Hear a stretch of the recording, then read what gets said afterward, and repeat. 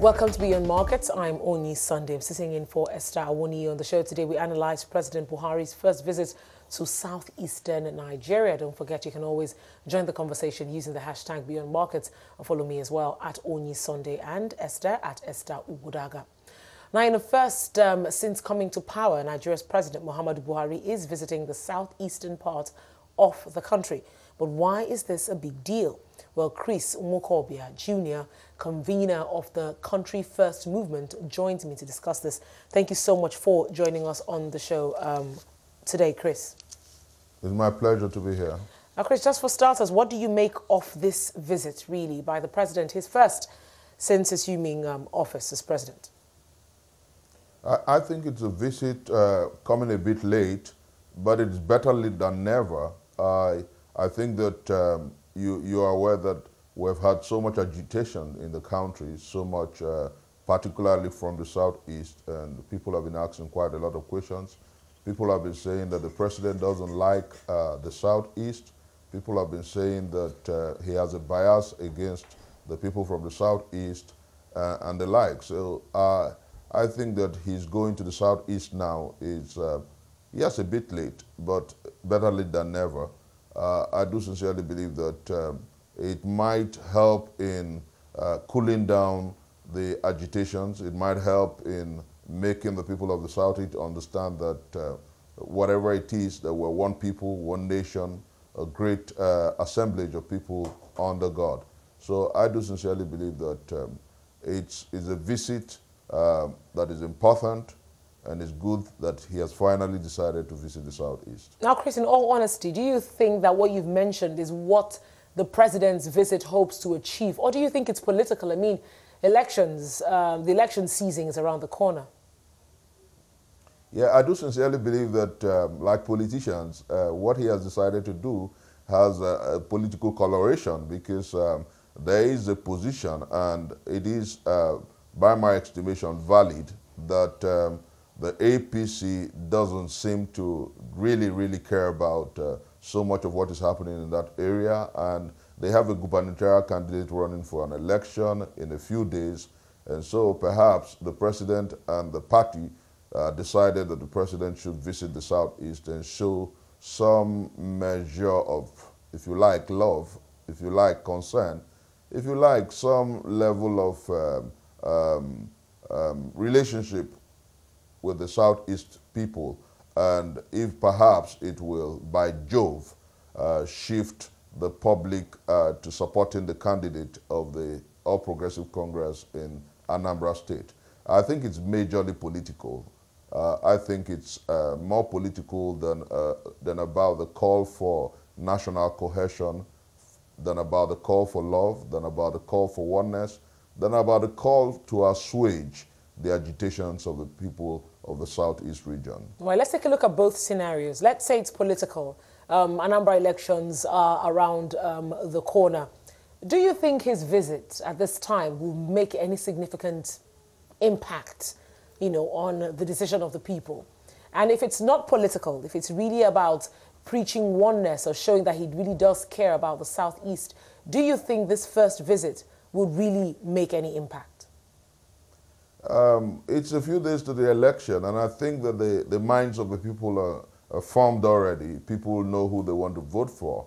Just a few number might decide to say, okay, the president has finally come to the Southeast, the president has finally visited us, so perhaps the next dispensation might be better. Perhaps if we look the way of the APC, we just might have a president that would care more about us and more about the Southeast.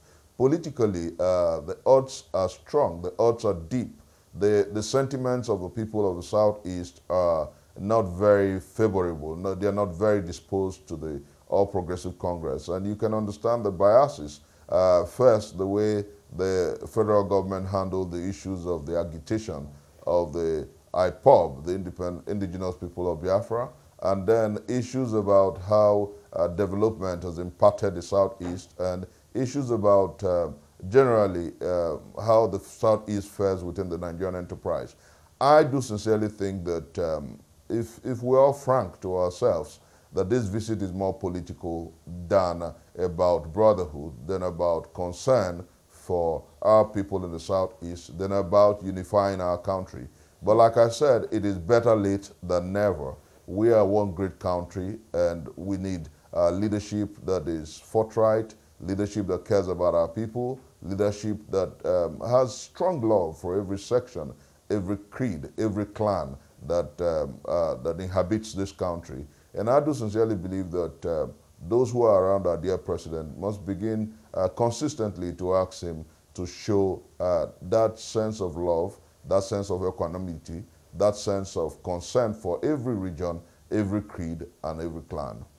Now, besides, of course, promises made before his visit, he did say that no part of the country will be discriminated against. He's also promising, certain infrastructure projects will be carried out in the southeast, the second Niger Bridge, which actually was in the works, under President Jonathan. Not sure if it's actually just, in blueprint, or if that really saw the light of day. The East-West Road, the coastal rail, and power projects. Now, he's going to be stopping in Enugu first. And he's going to have to drive down, I believe, from Enugu to, I guess, Awka and other parts of the southeast. Do you think a first-hand experience of the decay of transport infrastructure in the southeast will hit the president and, in some other way, turn around to hasten development of transport infrastructure in the east? Frankly, I think that regarding roads and transport system in the southeast, I must say that this presidency, this administration is doing some work.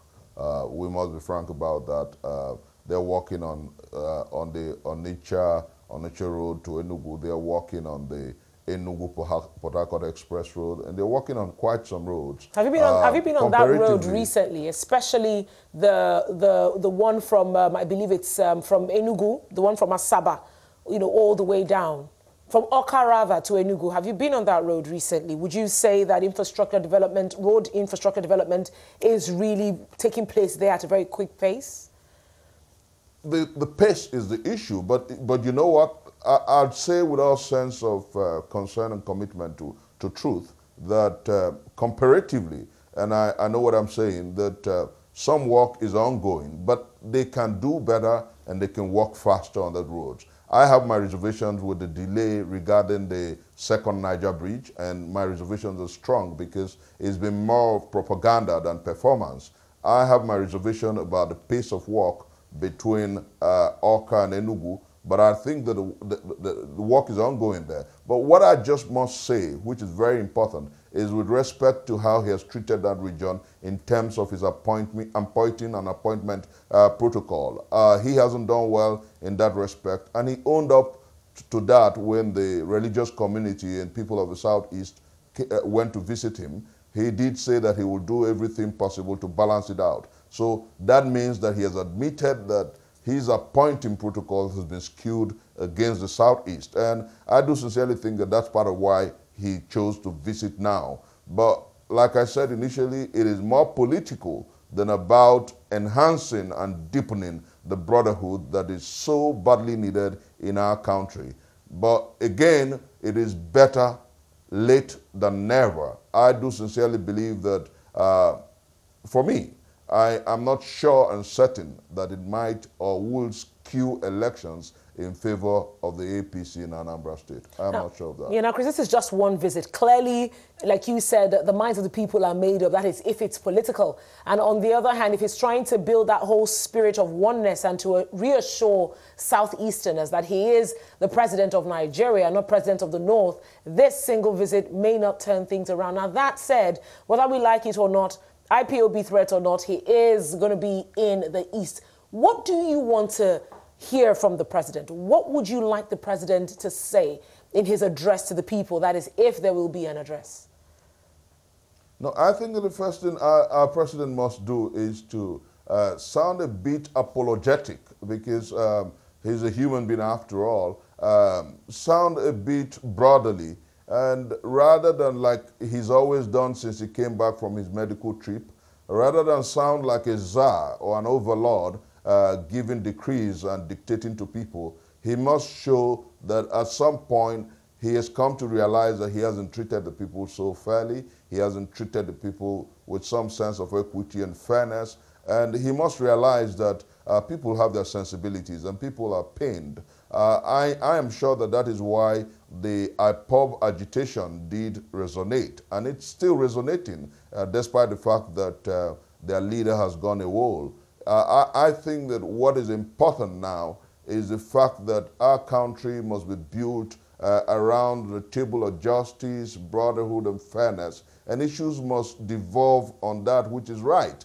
And what is right is the fact that until our Constitution is amended, we have a federal character normative in the Constitution.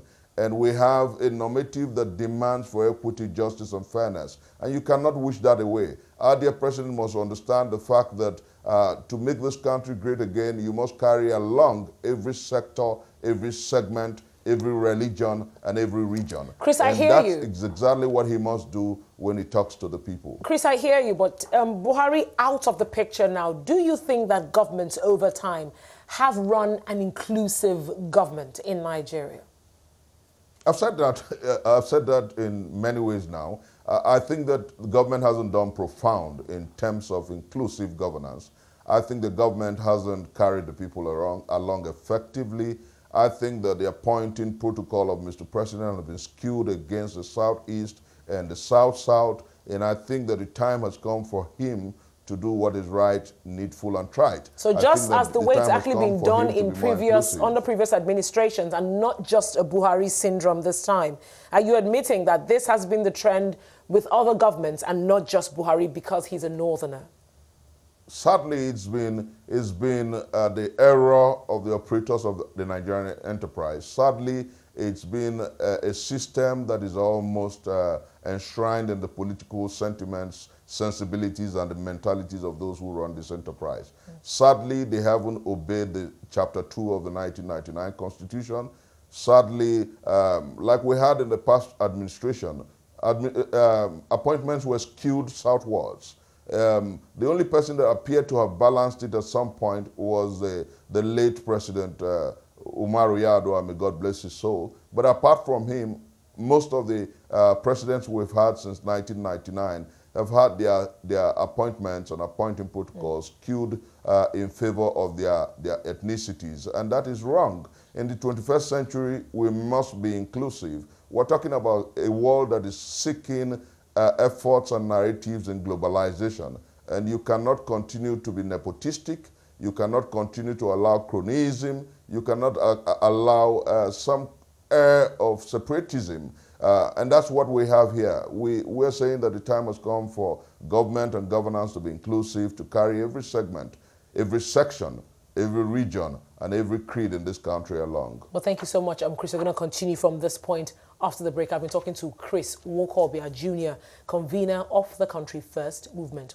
Of course, we are discussing President Buhari's first visit to southeastern Nigeria. And still with me is Chris Nwaokobia Jnr, convener of the Country First movement. Thank you so much for staying with us on the show, Chris. Chris, just before the break, we established the fact that, you know, this administration and previous administrations do not practice what we call inclusive governance. Now, Chris, let's just reflect back to the previous elections that we had. It clearly showed how divided Nigeria is and where they want to pitch their tent. Now, the Southeast made it very clear that they did not want a northern leader. And as, you know, has been the tradition over time, unfortunately, you know, it just seems as if the areas where you get the least support in return. So with the way, you know, southeastern Nigeria showed that they did not want a northern leader, showed who they wanted to stand by, do you think it comes as a surprise to them that little or no development is actually coming to the region? Great leadership does not hold an ounce of unforgiveness. Great leadership carries even those who voted for you and those who voted against you along. When the election was completed, the president declared he became not the president of those who voted for him, but the president of the Federal Republic of Nigeria. In reality, is that what's happening? When the election was complete, Tragically, even when, I think it was when he was on a foreign trip to Chatham House, he did use the word that he would deal more intensely with development in the areas that gave him 97% of votes, as against those who gave him 5% of votes. That was poor arithmetically, but the truth is that he came across as a president who had some bitterness against those who did not vote for him. I think that getting to terms with the reality and thinking about going to the Southeast is perhaps a sense of understanding that he has offended the people, understanding the fact that to make Nigeria great again, he needs to involve every sector and every segment. And I do want to say here that it is a problem predominantly with African countries. Our leaders have not come to understand that leadership is about forgiveness, leadership is about forbearance, and leadership is about love for your people. And those who are around our dear president did not help in this estimation. They have been particularly repeating the fact that the Southeast didn't want President Buhari, and so, but for me, I think that whether they wanted him or not, the president has become the president of the Federal Republic of Nigeria, not necessarily the president of the APC or those who voted for him. He is the president of the Federal Republic, and by estimation and extension, he is the father of the country. You don't take some of your people and put them ahead of the others. You carry them along. Chris, now talking about taking some of your... And I do sincerely think that that's what our president must do now. Yeah, talking about taking some of your people and carrying them along, there are those who actually defended the president's appointment by saying you can only surround yourself with people that you trust. And for him, they'd say the people he trusts are more of the northerners, from where he comes from. Chris, how do you think we can break this norm? How do you think that we can begin to achieve fairness in appointments and not just about appointing and surrounding yourself with people you trust? Let me say this. There are three major leadership characters that great leaders must learn from. But before I name those characters, you must understand that one of the most important normative in leadership is the ability to carry your people along. For a leader to be understanding, for a leader to have a sense of long-suffering, for a leader to care truly. And sadly, when I hear people talk about the leaders, the people you can trust, that is not an argument in leadership, because our dear president ran for the presidency 3 times before he won it. He should have been able to make friends across board, across the Niger, across every segment, across every section, across every creed and clan. But sadly, he hasn't shown that he did that effectively. But I want to say it here, that was why Plato, in his book, Plato's Republic, said that philosophers should be kings. And then in the leadership example of Abraham Lincoln, he did one fantastic thing. There was a certain man who didn't like him at all and who wrote the vilest of things against him. He was called Stanton. And Stanton was the person Abraham Lincoln made his Secretary of War, the most confidential secretary he had in times of crisis in America. That's what leadership is. When it was the time of Julius Nyerere, because I don't want people to say it's just, oh, quoting America. Julius Nyerere brought, that's Mwalimu of Tanzania, brought along with him to power those who didn't like him, and through that singular effort, he was able to gain their trust and respect. What about Nelson Mandela in South Africa? He appointed people who served under the Nationalist Party, the apartheid regime, not only as ambassadors, but as ministers at home. What we must begin to learn in leadership in this country is the act of inclusiveness, the act of brotherhood, the act of love, the act of forbearance and forgiveness. And until that is done, the festering crisis and cataclysms that you have in this country will continue. I think that African leaders must learn the act of leadership. Well, Chris, don't continue to tell me that you must surround yourself with people Chris, you see, you've your just mentioned part of the country. No, that's not leadership. Chris, well, you see, you've just mentioned men with characteristics that you can find actually 1 in, what, 1 million? So my point being, if it's actually become a trend where you may not find leaders with such characteristics, Is there a way the law can make provision, to ensure that appointments, political appointments, are spread across evenly and not just at the whims and caprices of the person in power? I think that, let me correct you, I think that these sentiments and leadership are not just rare. It's for leaders who perhaps may not have it to surround themselves with those who have it. Leadership is a process in learning, and is a learning process. Unfortunately, like I said initially, at some point, we have a president who has surrounded himself with cheerleaders, praise singers, and court jesters. People who are unable to tell him the truth. So how can the law help us to correct this, rather than actually depending on the president and those around him? How can the law correct this? Or are we just going to keep hoping that we get a president who is really a leader in the true sense? Interestingly, we have a constitution that has a federal character normative.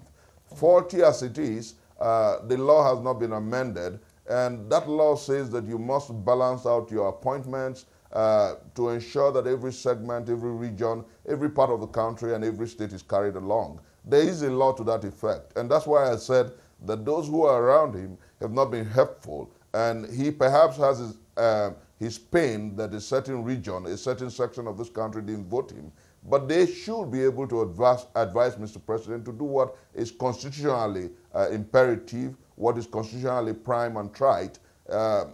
Until now, he hasn't done so well of that, and what you have consistently seen is propaganda rather than performance in terms of uniting every segment and section of this country, in terms of carrying every part of this country along, and in terms of showing that indeed he's the father of the nation. And I do sincerely believe that the time has come for us to consistently nudge and urge him to do what is needful and right. Because save and except you have unity and peace in this country, every effort at development will be distant and will be slow. All right, then, Chris, let's touch a bit on this IPOB threat. If the president visits, do you think they can actually carry out their threats? I think first that the threat is lampoonable. I think that the threat is not right. I think that the threat is a bit, pardon my use of word, a bit childish. And I do sincerely believe that threatening the enterprise and threatening your people and asking them to boycott an electoral and democratic process is wrong. I believe that you can civilly conduct your protest. You can conduct your agitation with the highest level of decorum.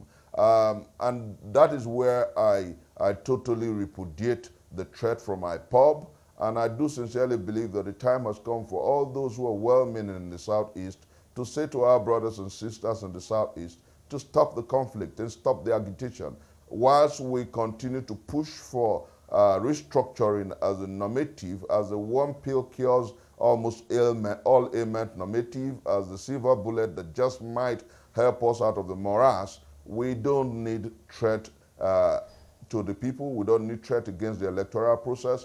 IPOB must understand that the Anambra State election has to hold, and it must hold.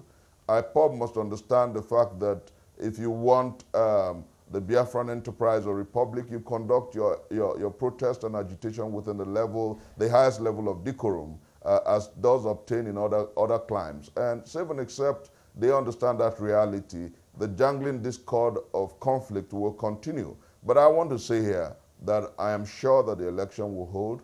I'm sure that they do not have the competence to stop people from voting. And I'm sure that it is wrong. Had they the competence, they must de-escalate the conflict and allow the election to hold come the 18th of November. In a nutshell, I'm not even referring to the election. It's a good thing you've actually made that point. Do you think they have what it takes to disrupt the president's visit?